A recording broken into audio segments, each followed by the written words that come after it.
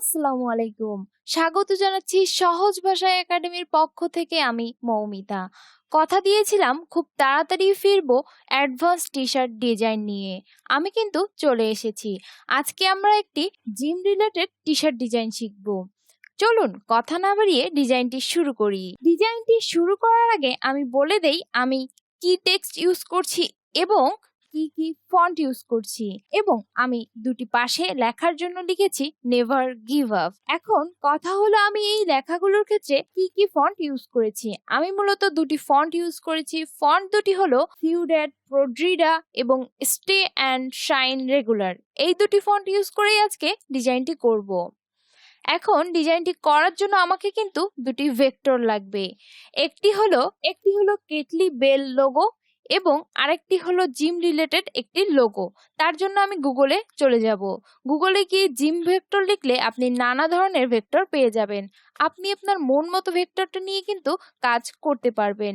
এবং kettle bell logo এটিকে যদি আপনি সার্চ করেন, আপনি কিন্তু হিউজ পরিমাণের কেটলি বেল লোগো পেয়ে যাবেন। আপনি আপনার মনের মতো করে নিয়ে কাজ করতে পারেন।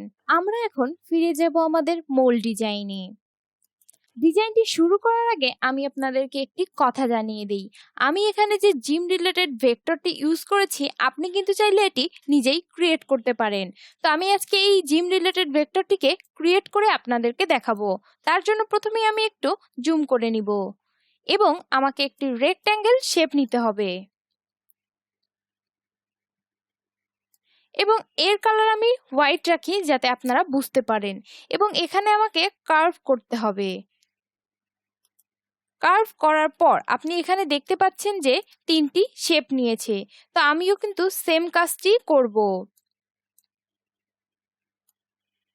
আমি একটু রিসাইজ করে নেই। রিসাইজ করার পর আপনি অল্টার প্রেস করে শিফট দিয়ে সরিয়ে আনবেন এবং আপনি শিফট অল্টার প্রেস করে এটিকে ছোট করবেন।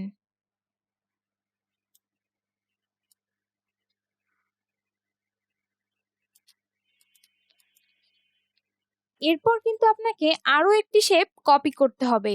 তার জন্য আপনাকে অল্টার প্রেস করে নিয়ে আসতে হবে।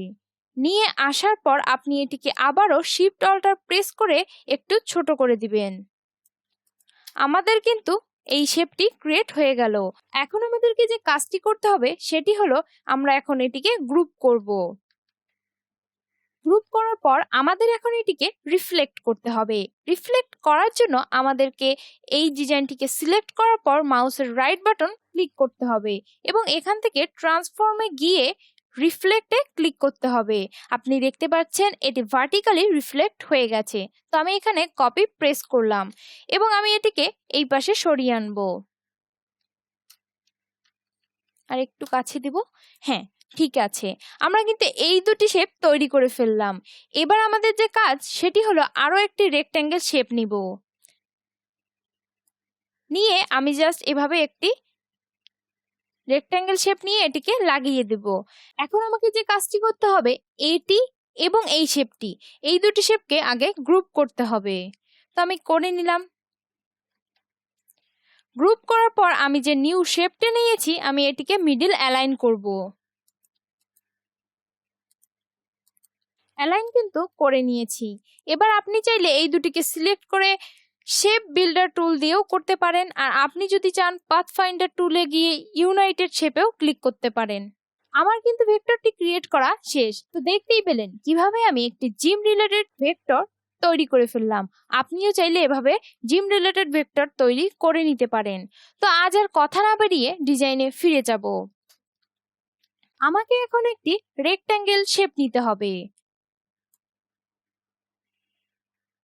শেপটি নেওয়ার পর আমি কিন্তু এটিকে একটু কার্ভ করব। কার্ভ করা শেষ। এবার আমি যে কাজটি করব, এটিকে আমি কিছু ভাগে বিভক্ত করব। তার জন্য আমি আরো একটি রেক্ট্যাঙ্গেল শেপ নিয়ে নিলাম এবং এখন আমি এটির আরো তিনটি ডুপ্লিকেট কপি করব।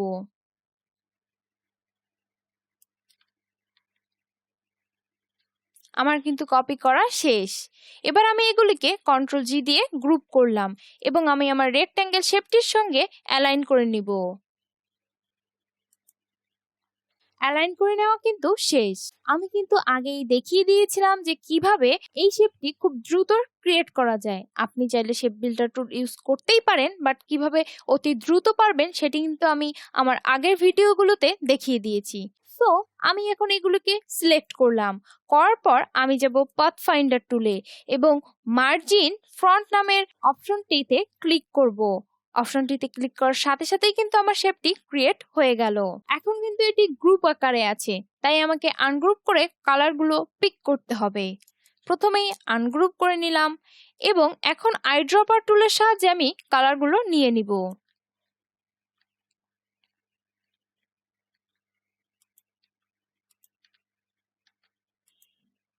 আইড্রপার টুলের কিন্তু শর্টকাট কি হলো আই এবং সিলেকশন টুলের শর্টকাট কি হলো ভি।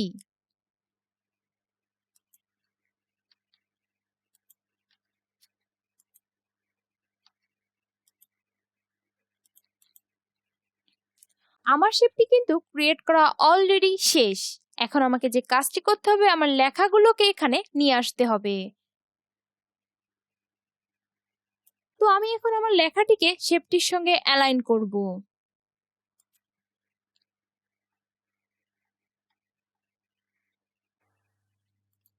অ্যালাইন কিন্তু করা শেষ। এখন আমি আরো যে একটি লেখা আছে এটিকে নিয়ে আসব।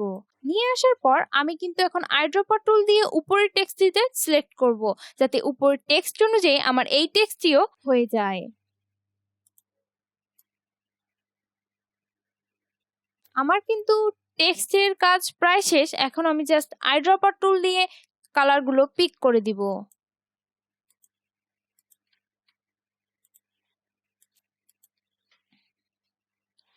এখন আমি আমার ভেক্টরটিকে এখানে নিয়ে আসব।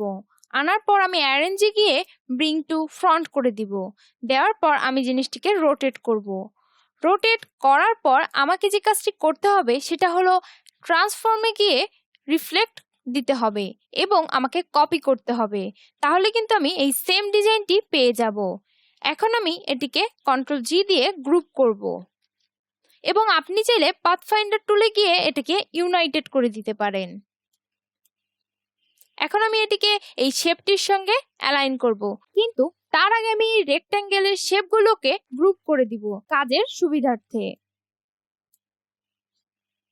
কন্ট্রোল জি দিলেই কিন্তু আপনার গ্রুপ হয়ে যাবে। এখন আমি এটিকে এই রেক্ট্যাঙ্গেল শেপের অনুযায়ী অ্যালাইন করব।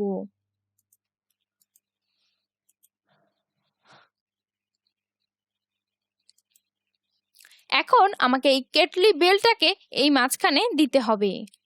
আমি একটু ছোট করে নিই। এখন আপনি মাউসের রাইট বাটন ক্লিক করে অ্যারেঞ্জে গিয়ে ব্রিং টু ফ্রন্ট করে দিবেন।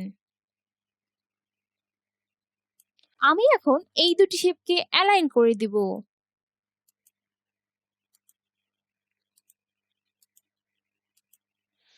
আমরা কিন্তু একটু সমস্যা দেখতে পাচ্ছি। তার জন্য আমাকে শেপ বিল্ডার টুলের সাহায্য নিতে হবে এবং আমাকে একটু জুম করতে হবে।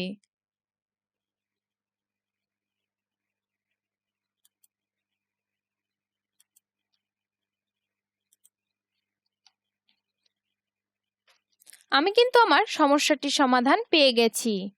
তো এখন আমি এটিকে কন্ট্রোল জি দিয়ে গ্রুপ করব। এখন আমাকে যে কাজটি করতে হবে, আপনারা দেখতে পাচ্ছেন আমি এখানে একটু গ্রাঞ্জি এফেক্ট ইউজ করেছি। তো আমি এখন সেই গ্রাঞ্জি এফেক্টটি ইউজ করব। তার জন্য আমাকে প্রথমে ট্রান্সপারেন্সিতে গিয়ে মেক মাস্ক করে দিতে হবে।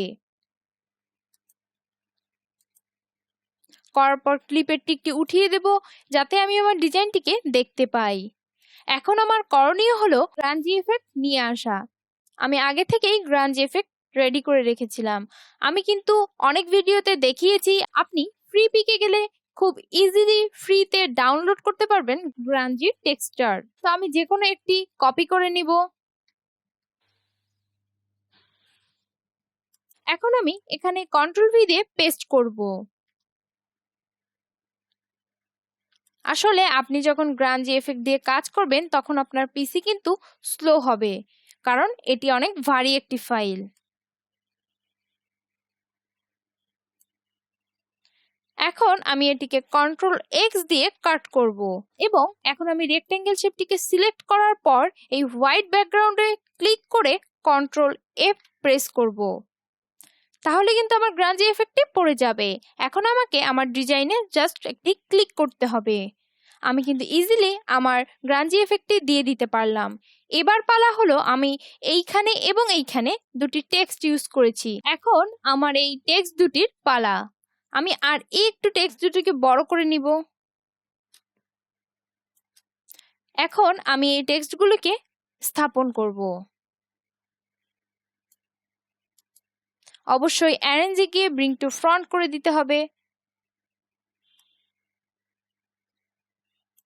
এবার গিভ আপ লেখাটিকেও আমি নিয়ে আসব। নিয়ে আসার পর মাউসের রাইট বাটন ক্লিক করে অ্যারেঞ্জ থেকে ব্রিং টু ফ্রন্ট করে দিব এবং এদের কালার আমি দিব ব্যাকগ্রাউন্ডের কালারটি।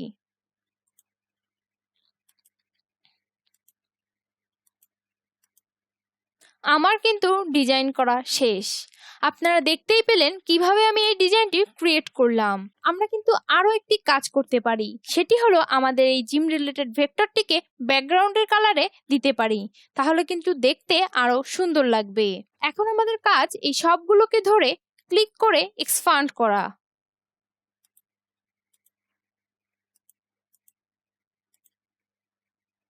আমার কিন্তু এক্সপান্ড হয়ে গেছে। খুব সহজেই কিন্তু আপনি ডিজাইন করতে পারেন।